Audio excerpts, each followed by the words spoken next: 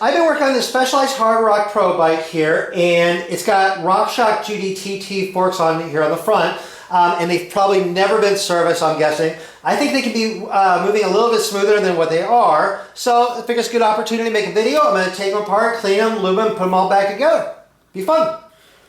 Now I'll start off by taking off the front wheel. And then I want to go ahead and remove these brakes.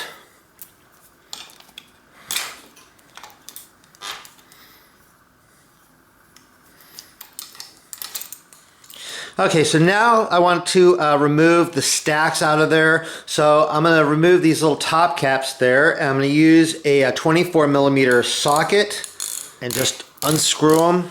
And once I kind of get it started, then I can just unscrew it like this.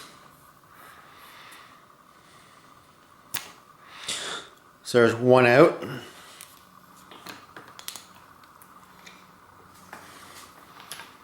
And there's the other out. And then just compress it like this. And looks like there's only really something on the one side here. So I'll go ahead and pull this out. That's just a spring. So next I'm going to remove the lowers. I need to remove these bolts down here. If I start turning these, the part inside will just start turning as well and they won't come out. So I need to hold the part inside. So I'm going to show you how I'm going to do that. Okay, so down inside here, the part that turns takes a 6mm hex socket here. So I have a long extension and a wrench here. So I'm going to go ahead and get this fitted down in here. I can feel it engaged there, so then I'll go ahead and get the wrench back on there. And so then the bolt down here is also 6mm, so I'll get the wrench attached there.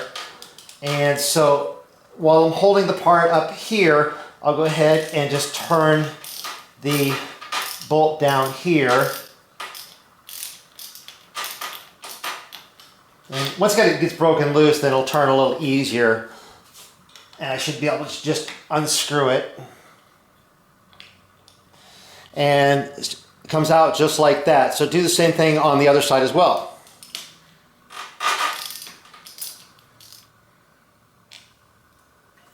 And when both of the bolts are removed, you should be able to just slide the lowers off just like this.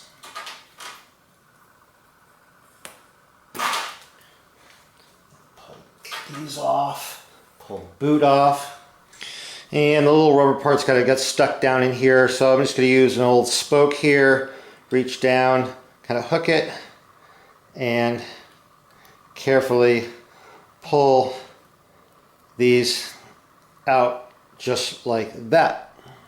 And then while I'm at it, I'm going to go ahead and push these little plunger parts out of here, and so I still have the spoke, so I'm just going to use this to push this up out of here, and I can grab it like this. Do the same thing on the other side here like this, just push it out like that. I found another one of these parts here hiding at the bottom of the other leg here, so I got this out. So there's actually a pair of them, so two of these little plastic parts and two little rubber parts here, so everything's out of there now. So here's all of the parts from the forks all laid out. They're pretty greasy, dirty, so I'm gonna get them all cleaned up. To clean them, I'm just gonna use warm water, soap, scrub brushes, degreaser, and then to clean the inside of the fork tubes here, I have like a tube brush that I can use to scrub down inside there. So I'll get them all cleaned up and then get ready to put it all back together again. Okay, all these parts are cleaned, and so I'm ready to start putting it back together. Now the grease I'm going to be using is Slickoleum. Another name for this is Slick Honey. You want to use a type of grease that is made for forks, for suspension type things, because that way you'll know that it has the right consistency, it has that it's safe for plastic parts and everything like that, and rubber parts and elastomers. Because if you use the wrong grease in there, it's just not going to work well, and it could actually damage the parts. But this is the one I'm going to be using. So I'm going to go ahead and install these parts first. So I'm just going to go ahead and smear a little bit of grease here on these spring parts and onto the metal shafts. so everything like moves nice and smoothly inside the fork. And then I'll just drop these down into place like that. Okay, so next I want to install these parts here. These little rubber parts here go on first, and they're actually like tapered, and so the wider side here and then the narrow side, the wider side goes up. So I'm going to slide these on here like this, one on each side. And you kind of have to hold this in order to slide them up there. And then next these parts, and they're symmetrical. So I'm going to slide these up here. At least they seem to be symmetrical.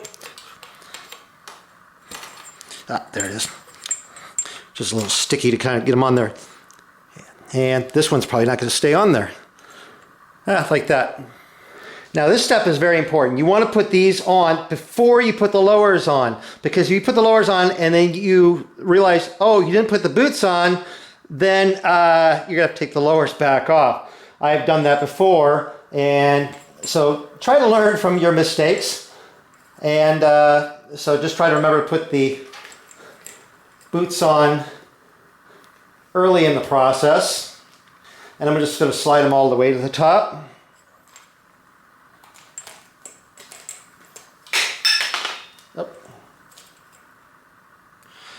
And so now I want to put like just a thin coating of the Slickoleum on the uppers here, around like this.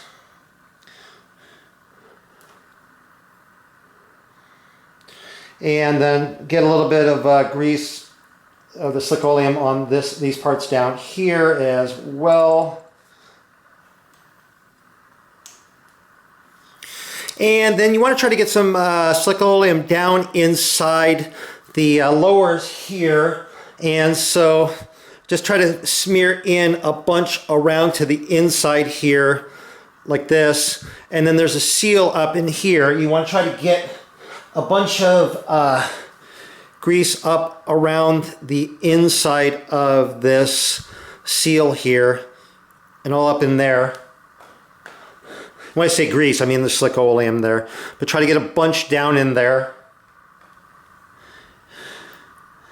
And then around inside the seal here. Like that. Okay, so next I'm going to slide the lowers on. Make sure that you have the brake studs here facing forward.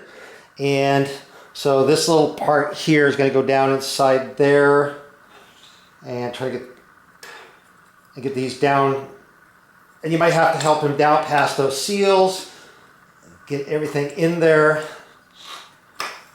and slide it up in here like that. I'm going to slide it all the way to the top. Okay, so I'm going to go ahead and install these screws on the bottom. Basically the reverse way that I pulled them out is I'm going to go ahead and use this extension here, engage this into the little part in there, and then screw this into the bottom. I screw it by hand to start off with.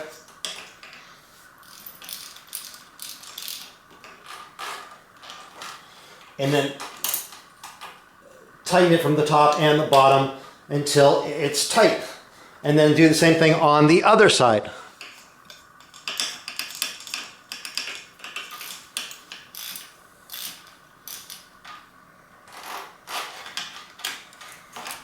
Okay, so now I want to reinstall the spring here, and I'm going to get a nice coating of grease all over the parts here.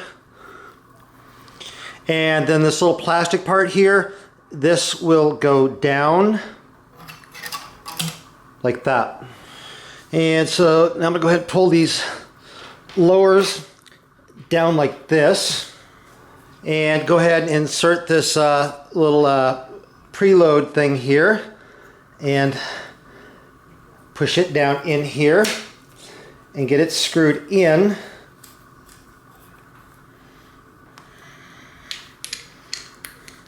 And then I'm just going to give it, I don't want it to be over tightened, it's just plastic, so you kind of make it sort of tight, because if you try to tighten it too much, you're going to strip those plastic threads out, and that's not a good thing. And so I'm going to screw this side on too.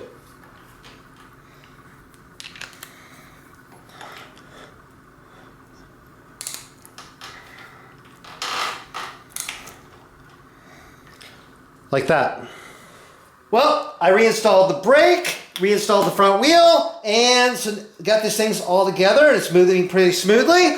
That is how to take these things apart, clean them, lube them, put them all back together. What do you think? Anyway, hope you found this video useful or interesting. If you did, please give it a thumbs up. If you're not subscribed to my channel, click the subscribe button. Be sure to click the little bell so you're notified of new videos that come out. I'm always coming out with new videos. I'm over on Facebook, RJ the Bike Guy. Go over there, like that page. I post a ton of stuff over there. And I have a webpage, rjthebikeguy.com. Go check that out as well. Anyway, thank you very much for watching.